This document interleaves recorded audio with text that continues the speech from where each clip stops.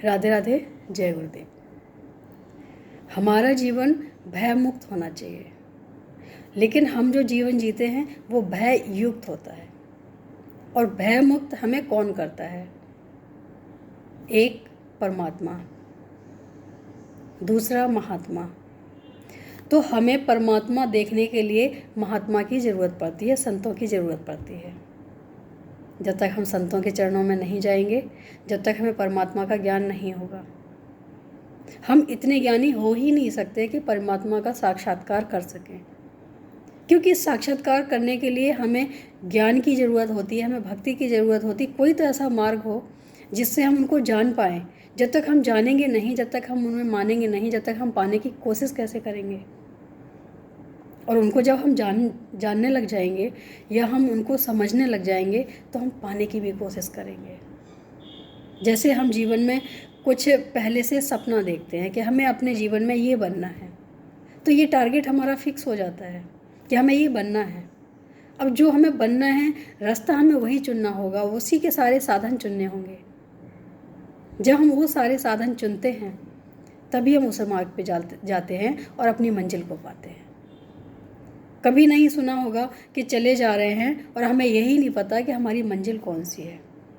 अगर हमें मंजिल ही पता नहीं होगी, अगर हम भटक भी रहे होंगे तो पूछेंगे किससे? पूछने के लिए भी हमें ज़रूरी है कि हम जा कहाँ रहे हैं, जहाँ हम जा रहे हैं वो रास्ता कौन सा है। और सही गलत अगर हमें पूछना है तो किसी से ये तो हम पूछेंगे कि हमें जाना वहाँ है, ये रास्ता वहीं के लिए है क्या?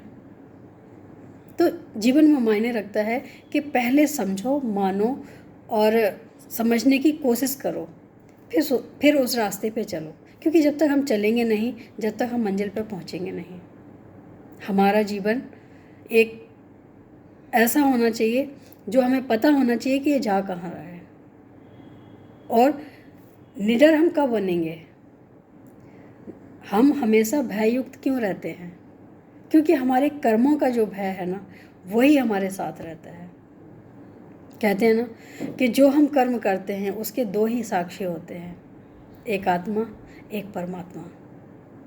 तो परमात्मा को दिखा या नहीं दिखा ये तो हम अपने अंदर सोच भी नहीं पाते हैं। क्योंकि अगर हम ये सोचेंगे कि परमात्मा सब देख रहा है तो हम वो काम ही नहीं करेंगे।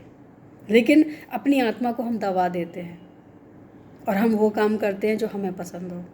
और तकलीफ़ वहीं होती है जब हम अपनी आत्मा की ही आवाज़ नहीं सुनते हैं। अपनी आत्मा की आवाज़ सुनते हैं जो, वो कभी गलत नहीं जाते हैं। जीवन में देखा गया है कि जिसने भी आत्मा की आवाज़ को नहीं सुना है वो बाद में पछताया है। और ज़रूरी है कि हम अगर गलत जा रहे हैं तो किसी न किसी से रास्ता ज़रूर पूछ लें कि ये रास्ता कौन सा है, ये कहाँ ले जाएगा। वैसे तो खुद ही विचार करना चाहिए, इतना तो भगवान ने बुद्धि दी है हमें कि इस बात का हम विचार करें कि हमें जाना कहाँ है, हम कहाँ जा रहे हैं। लेकिन अगर हम नहीं सोच सकते हैं तो हमें उस महान भाव से ज़रूर पूछना चाहिए जो उस रास्ते से चल रहे हों या चल के आ रहे हों। क्योंकि हमें रास्ता वही दिखा सकता है जिसको रास्ता पता हो। तो जीवन में अगर रास्ता भटकते भी हैं तो पूछने में कोई बुराई नहीं है। लेकिन उसके लिए सबसे पहले ज़रूरी जो है वो है हमारा एक लक्ष्य, कि हमने लक्ष्य कहाँ तय किया है, हमारा लक्ष्य क्या है, हमें जाना कहाँ है। अगर हम इन सब चीज़ों को पहले से लेके चलेंगे तो हमारा जीवन बहुत आसान हो जाएगा और हम भययुक्त नहीं होंगे। क्योंकि जो हमारे सही रास्ते होते हैं वो हमें भय मुक्त करते हैं, गलत रास्ते हमें भय युक्त करते हैं, हमें भय भर देते हैं। क्योंकि किसी को पता हो ना हो, किसी को पता तो जब चलेगा जब हम किसी को बताएंगे। लेकिन अगर हमने कुछ किया है तो ये हम जानते हैं। जो चीज़ हम जानते हैं उसको हम दबा तो सकते हैं, ख़त्म नहीं कर सकते हैं। वो कभी ना कभी हमारे विचारों द्वारा, शब्दों द्वारा या किसी न किसी प्रतिक्रिया के द्वारा वो बाहर आएगा जो हमने किया है। इसलिए कहते हैं कि सबसे पहले सोचो, समझो, फिर करो। क्योंकि एक कर्म जीवन को बिगाड़ देता है। क्योंकि फिर हम उसी कर्म को सोचते रहते हैं, फिर हम ये नहीं सोच पाते हैं कि हमारे साथ जो एक गलत कर्म हुआ है उसको हम छोड़ दें।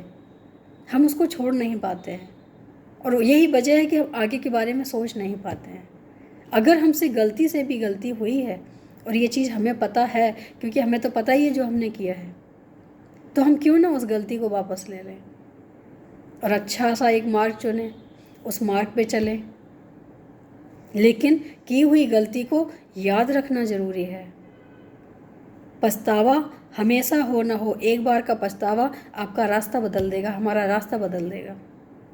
लेकिन अगर हम उस चीज़ को भूल जाएंगे तो भी ये गलत है, क्योंकि गलतियाँ भूलने से दोबारा हो सकती हैं, और अगर हम गलती को याद करेंगे तो गलती दोबारा नहीं होगी। तो जीवन में गलती होती हैं और होती रहेंगी, और कोशिश ये रहे कि आगे गलती ना हो। उस एक गलती से सीख के हम इतने आगे जाएं कि वो गलती हमें जीवन भर याद रहे कि हमने पीछे किया क्या है जो हमें नहीं करना चाहिए था। तो मुझे लगता है कि हमारे जीवन में आत्मविश्वास का भंडार होगा, क्योंकि हमारी गलतियां हम खुद एक्सेप्ट कर रहे हैं। ऐसा नहीं है कि हमें आके कोई बता रहा है कि तुमने ये गलती की है, हमें खुद महसूस हो रहा है, हमने खुद इस चीज़ को देखा है कि हमने जो गलती की है उसका भी फल मिलता ही मिलता है। लेकिन अगर हम समय से पहले अपनी गलती का पश्चाताप करते हैं तो उस गलती का कम मिलता है हमें फल, जो भी होता है अच्छा बुरा। तो अगर हमने गलती की है तो उसको भी याद रखना है और आगे चलना भी है हमें, और उसको याद करके कि हमें अब आगे कुछ ऐसा नहीं करना है जिससे हमें पछताना पड़े, और हमें आगे चलते रहना है और पीछे को याद करते रहना है। जो अपने तन मन और विचारों के द्वारा अच्छी सोच रख के आगे बढ़ता है, उसमें अपने आप ही आत्मनिर्भरता बढ़ती है। उसमें कोई ऐसी शक्ति आती है, भगवान की कोई ऐसी अनुभूति होती है जो महसूस होता है कि हाँ, कुछ ना कुछ तो हमने गलतियाँ की हैं, लेकिन उनको मैंने एक्सेप्ट भी किया है और आगे ना करने का भी प्रण किया है कि आगे हमें गलती नहीं करनी है। तो भगवान हमारा साथ देते हैं, हमेशा देते हैं। हम गलतियाँ करते रहेंगे तो भगवान भी साथ नहीं देंगे। हमें अपनी गलती मान लेनी चाहिए, और हम जहाँ भी हैं, जैसे भी हैं, अपने रास्ते को अगर हम गलत ले जा रहे थे तो सही दिशा में मोड़ के अपना सही रास्ता चुनना चाहिए। भगवान भी माफ़ करते हैं और भगवान ही रास्ता दिखाते हैं। उम्मीद है अच्छा लगा होगा। आज के लिए इतना ही। राधे राधे, जय गुरुदेव।